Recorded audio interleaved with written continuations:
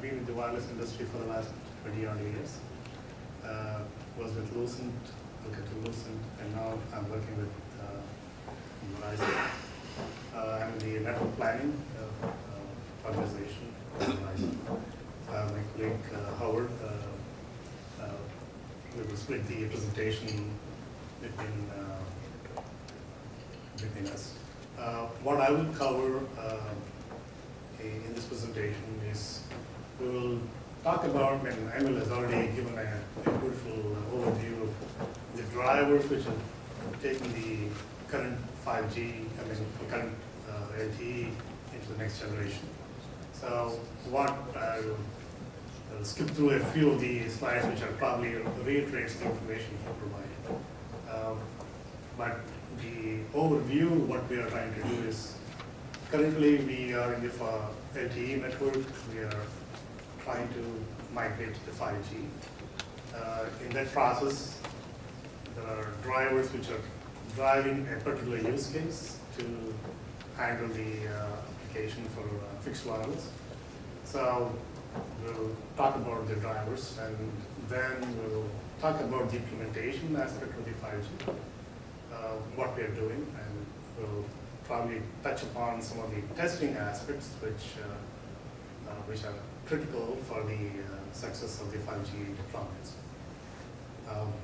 So going to the evolution, as Emil already talked about, there are drivers that are the 5G use cases, and quite a few applications which are driving the need for what we currently have in the 4G to what would be of significant interest in the near future. And the way we are trying to address that is trying to put in a pictorial way. We can see that there are different aspects of the 5G. As he talked, there is a low latency aspect of it, or the ultra reliability, or high capacity in the terms of greater than 10 gigabits peak speeds. So how are we going to address any of these? What we are trying to do is to look at the current usage of the data in the US market. So you see a dramatic need in the data usage, and we are trying to address how are we going to address this exponential need of the data speeds that are required by the end user. So what we are trying to do is to see the drivers influencing this network implementation. What are the things which we may need in order to address those needs? One is that we require a large contiguous spectrum bandwidth to address those sort of high-speed applications. And in order for you to do that, we need to target our delivery of this data. And then in order for you to get the end user, we probably have a need for very small cells, intensification as Emil pointed out. Now, once you have those small cells, you require a significant bandwidth and backhaul, and also going all the way back to the network. So what we are trying to do is, how do we address these spectrum?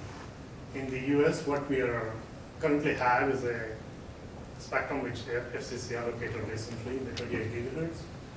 We have a large spectrum, which is 850 megahertz available, out of which we have 100 megahertz component carriers, which we can leverage for implementation. In order to get high bandwidth throughput to the end user, we require a massive MIMO, as Emil pointed out. And we require a significant improvement in the current implementation to have fiber access to the end user and back to the network as well. So the early use case is fixed wireless, as earlier mentioned. We are trying to look at, currently we have the file service, which provides a significant bandwidth, but this one gives almost a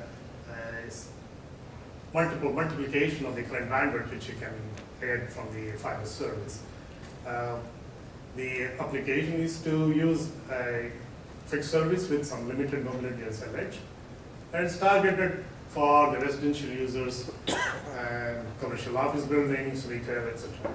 And in order to address these implementation, we have already formulated pre-commercial test specs. This is the web link provides the details of the implementation and the bandwidth, how we can leverage the bandwidth available. And looking at how are we going to make this happen, in order for us to implement this 5G vision, we looking at the building blocks which are, as you can see, we've got high bandwidth and bandwidth processing, and the higher need for fiber backhaul, larger densification. So we need a way to implement the market which currently doesn't have the maturity in the technology. For example, mmWave, it still has been used in the defense industry widely, but it is not on a commercial scale. So we have to bring those technologies and then drive the innovation to make that effective. And both, as earlier the questions were there on the efficiency of amplifiers, power dissipation. Those are things which are still need to be addressed, and only with the innovation of those technology implementations, probably we can make those things happen. So we are trying to identify early opportunities to see how best we can leverage this market. And we are driving the technology evolution to make this implementation possible. And what we are trying to do is in Verizon, we have currently looking at how best we can, we have a set of eco partners to develop this technology, and we are trialing in across US in multiple markets. And we are trying to see how best other partners can address this and then grow the ecosystem. And we are trying to create an evolutionary experience. I think other operators like AT&T are trying to probably leverage this aspect as well. Now, from a implementation point of view, we will talk about the testing. How are we going to implement it? And then I'll invite Howard to take the stage and give more details on our implementation.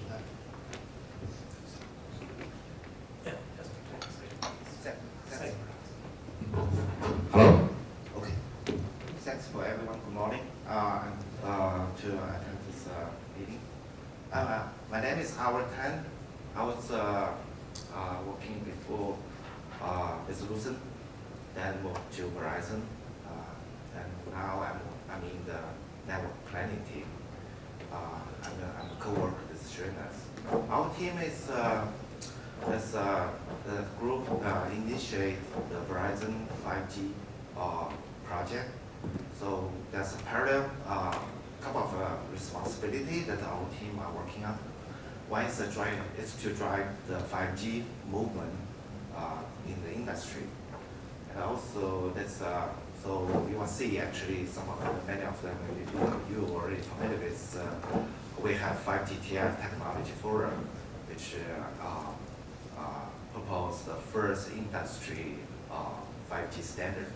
So you probably can get some hint here from the previous slides that Sreenath have shared. We are looking for 5G that's big G. It's not small g. So that's actually some hint for it's a differentiate our Verizon view from AT&T view. So you probably know there's a lot of discussion, right? AT&T is more prefer, let's say, option 3. So that's basically it's more like based on delay of current LTE network.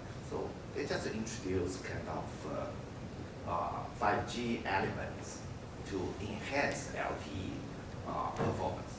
but it's not the view that's in line with Verizon. We are looking for the true 5G architecture, the true 5G technology. So you will see some of them, you can find this the motivation with working on this 5G project. So I'm talking about our team's activity. This one is driven the ecosystem of 5G, and so and also we are working on real testing of introducing of the 5G system to the customer. So here is a slide we are talking back to last year, right? So we promote 5G technical forum. So we have a number of partners. So they propose and approve the stack. Then also we invite them to bring their product down to the same location to test the solution. So this over mmWave technology. This is a location that we introduce them to come down to test. This is in Dallas location. You know, the question is, we like to know, based on the real testing, we already developed the layer 1 stack for the mmWave technology. We also define the network architecture. Then we like to learn from firsthand, from the real OTA testing, what's the mmWave the technology can deliver. What's the throughput we can achieve, given the bandwidth at 28 megahertz, and what's the coverage can be, right? And how they are correlated to the use case in different channel condition, different use case, different setting of the device. Then we prepare two different situations. One is an in-building application, another is outside OTA test environment. We tried, for the in-building, we request vendor because they bring the products, set here. Probably A and B, actually that's a location for them to set up the base station antenna. Then the star, actually it defines that's the location of the apartment. So the distance between the facility will be antenna location to the apartment is around close to 20 meters. So we are kind of want to see, given the distance, and can we get good throughput, and what's the penetration of the mmWave signal, and what's delivered to each of the location inside the building. And we define a couple of locations. It's a patio. It's right outside the building, and can see the antenna. And also the antenna can be placed, the no beam antenna can be placed somewhere and can provide the line of sight coverage. And also there's some tree in between, so we can simulate vegetation blocks. And also they can place around the antenna to different other locations that's blocked by the building, so they mimic non-line of sight channel condition. So all the vendor coming around. So this basically is proof of concept testing. To learn how we can get actually when signal carry over through the mmWave signal to RF connection, and what's the limitation, and what's the technology, how to overcome the challenge. Also, we have defined a couple of other outside locations that's nearby.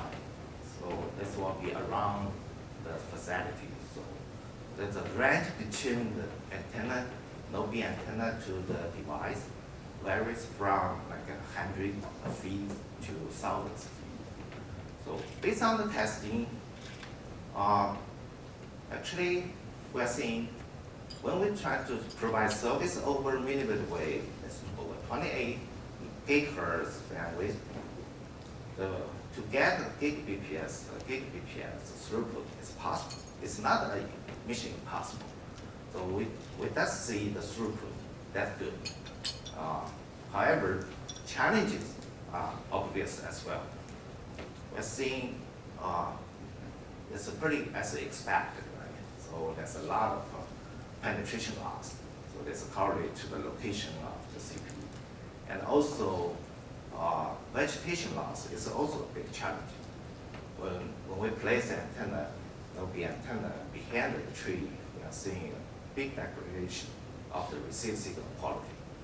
I think some of you are also involved in the testing in trial. So let's clean up some question. How well the system can, the new 5G technology can promise, and what's the challenge?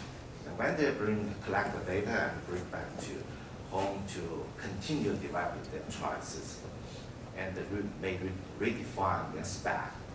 So to address, for move on to the next stage that we are working on right now, is for fixed wireless access trial deployment.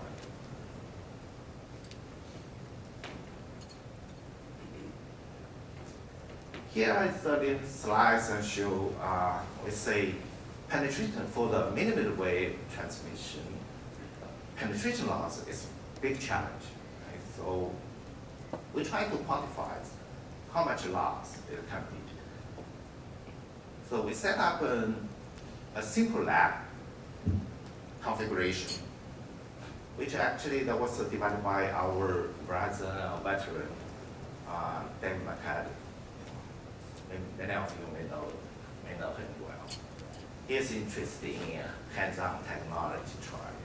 So he set up this test lab in, he called garage lab. So this is one of the Verizon garage. So you will see there's stuff all around. So it's a pretty simple setup.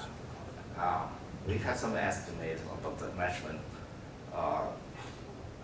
uncertainty. It could be reached to a couple of dB. But for the purpose for us is to evaluate the penetration loss for all kinds of building material.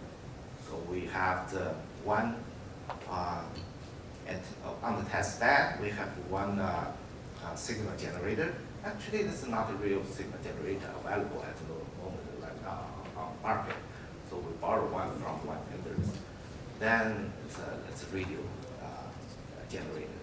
And on the other side, we have a receiver that's it's a whole antenna connect to Rohde Schwarz, I believe that's Rohde Schwarz spectral analyzer. So then we put building material, different kind of building material in between on the table, and we measure the pass law. And also we are putting inside in between the different kind of existing architecture, the wall, different kind of wall, building, glass, windows. And then we looking at the path loss. It's fine. That's only the set of since we have only 28 gigahertz transmitters, so we are looking at the path loss only for 28 gigahertz. The result pretty much actually give us kind of confidence. One is for majority of the building material, the penetration loss is about a couple dB to a dozen dB.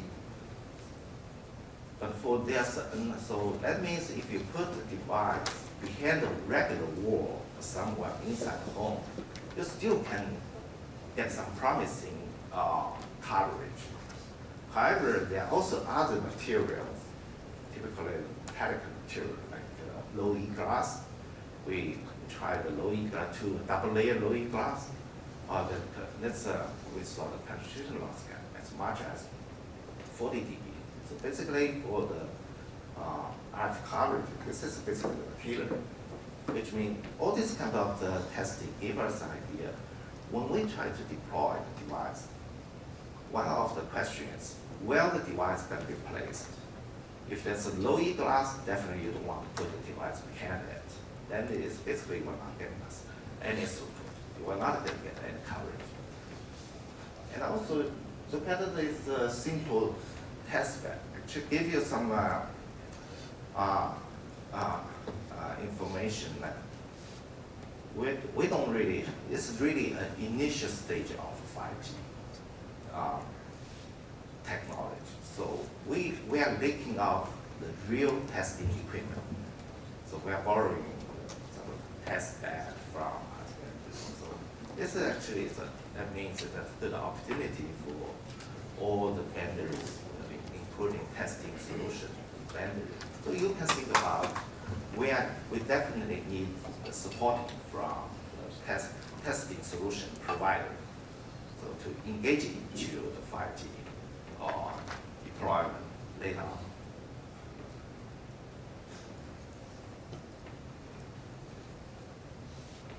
So all these pre-studies,